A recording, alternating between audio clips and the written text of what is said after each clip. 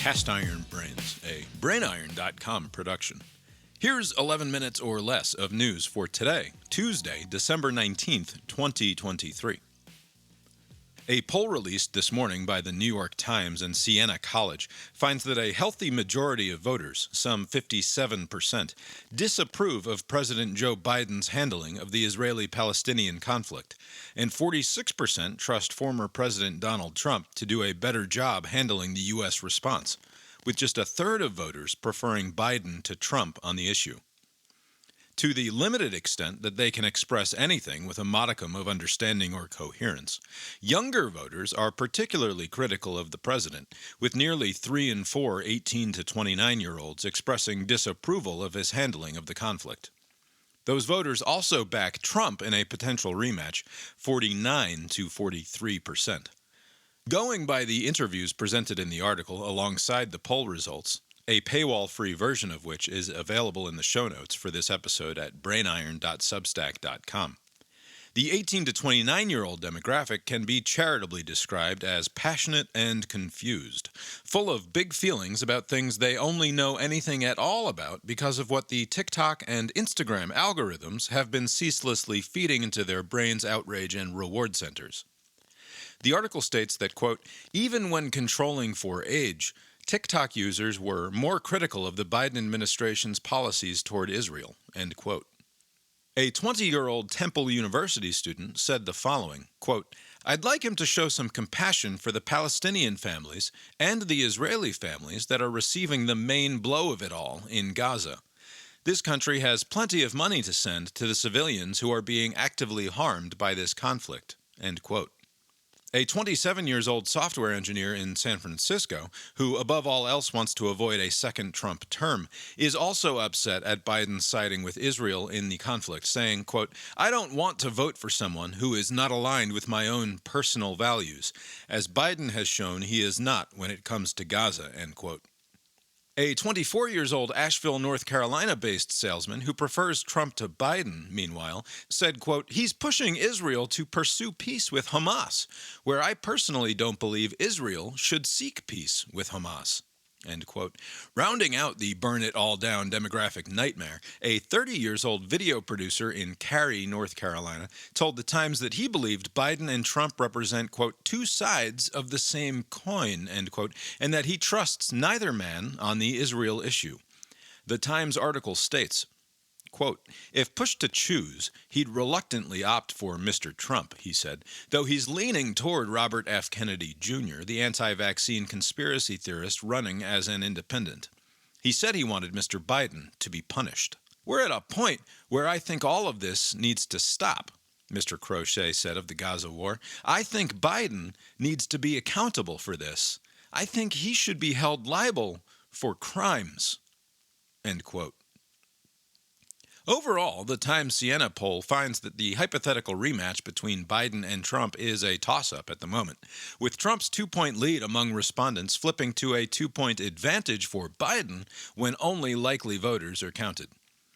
The 2024 United States presidential election takes place in 322 days.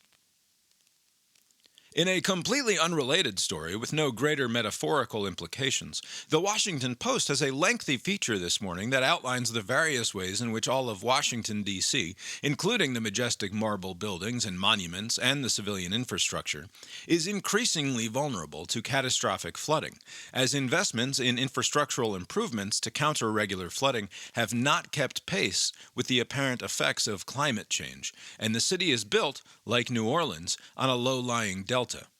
There is a link to that story in today's show notes, which the Morning Press encourages you to peruse strictly for its factual content, and not as symbolic of anything else at all. As for proof that the city has not already collapsed into the shifting wet dirt and rubble over which it was constructed, the 118th Congress is on pace to be one of the most unproductive legislative bodies in modern history, Axios is reporting. Just 20 laws have been passed and signed this year, with 4 more on the president's desk awaiting his signature. The vast majority were uncontroversial bills passed with minimal opposition, including a law to mint a coin to commemorate 250 years of the United States Marine Corps. This puts the 118th Congress on pace to achieve a truly impressive amount of nothing, as 2024 is an election year and not much meaningful legislation is expected to get done next year either.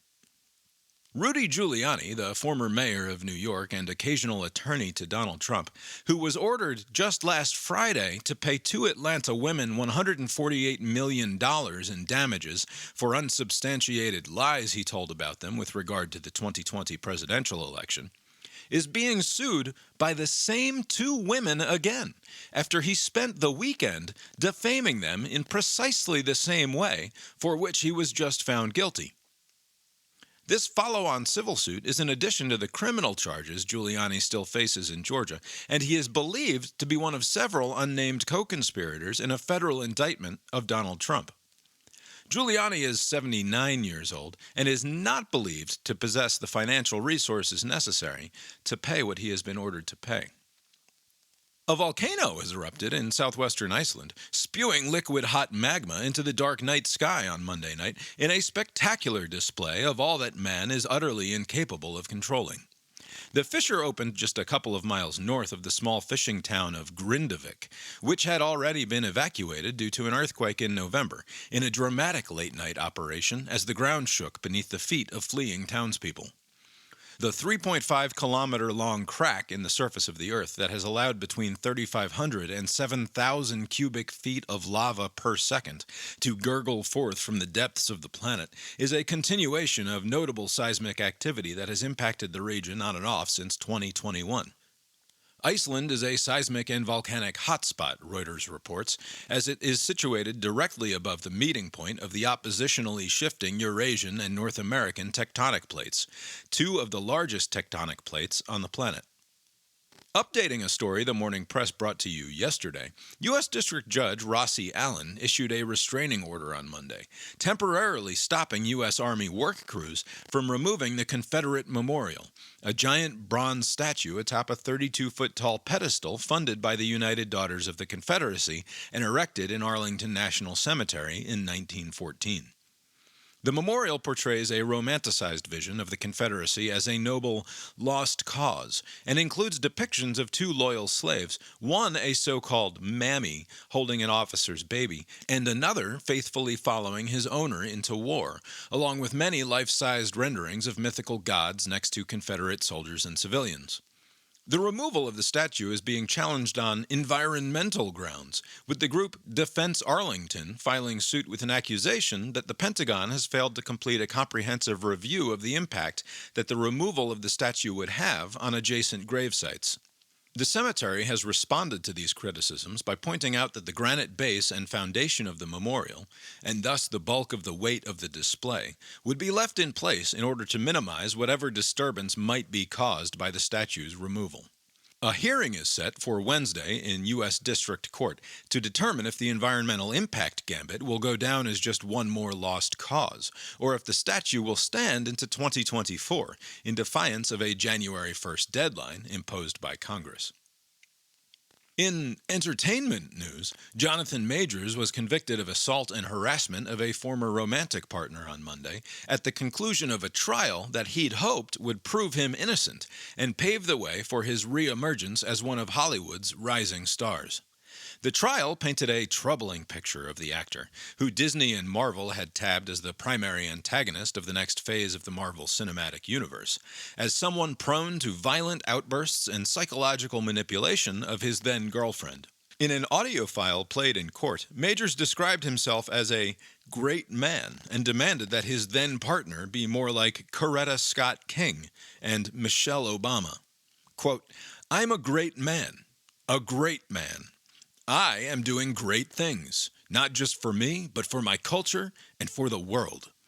That is actually the position I'm in. That's real," Majors said. "The woman that supports me, that I support, needs to be a great woman and make sacrifices the way that man is making for her." End quote. Those sacrifices apparently included enduring violent physical assault and living in fear for her physical well-being. Disney has announced that Majors has been dropped from all future movie projects. He will be sentenced in February. Now, here's a look at the weather. Sometimes, when the news is bleak and the outlook seems even bleaker, it helps to ingest it all with a heaping spoonful of absurdist optimism. Like Mary Poppins' famous spoonful of sugar to help the medicine go down, the morning press finds that pushing through the often depressing stories of the day with a verging on curdled performative joyousness helps us counter the rising tide of cynical bile and can provide a calming acceptance of the world as it is. Rather than a dark feeling of helplessness and despair, we're left instead with the soothing certainty that that's just how it is, how it always had to be. And as long as you can open the curtains and see the wind blowing in the trees, the sharp-angled sun filtered through the evergreens and the last brown leaves of autumn hanging on for another few days, you'll see it's not so bad out there as all that, after all. And if the earth should split in two, belching its frothing and churning violent destruction over all the Icarian hopes and dreams and plans of fallible, stupid man, still the known universe's best yet effort at the organization of cells into something like a discernible intelligence, that will just be how it always had to be, too. But for now, it's not so bad out there. Certainly better than the alternative. That's the weather from here. How's it look out your window? The Morning Press is a production of the BrainIron.com multinational media empire. Please direct comments and complaints to brainironpodcast@gmail.com or visit the website at brainiron.com. For a transcript of today's episode and links to the stories referenced, find The Morning Press at brainiron.substack.com. Thanks, and barring the sudden onset of the inevitable, we'll talk to you tomorrow. The proceeding was created with 100% human content.